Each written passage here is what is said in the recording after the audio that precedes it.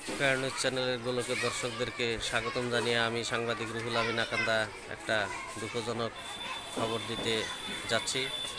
আজকে সকাল 7টা বাজায় টুকরাপাড়া নিবাসী সালামত খানের ছেলে শাহাব আলী খান, প্রাক্তন কামরূপ জেলার সিসি, তিনি ইন্তেকাল করেছেন।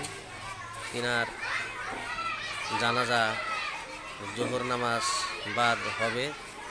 আশা করি সমস্ত ইসলাম ধর্মাবলম্বী মানুষ আপনারা ওনার জানাজায় শরিক হইয়া ওনার জন্যে দোয়া রাখবেন।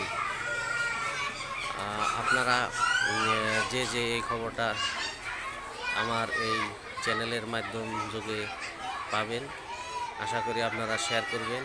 আরও অপর ভাইদেরকে বেশি বেশি করিয়া এই জানাজায় যোগদান করার জন্য আপনারা আহ্বান জানাবেন।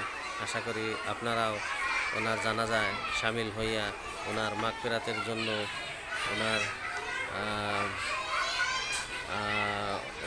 ওনার জন্য খাস করিয়া দোয়া রাখবেন, যাতে উনি জান্নাতবাসী হয়ে যায়। আসসালামু আলাইকুম।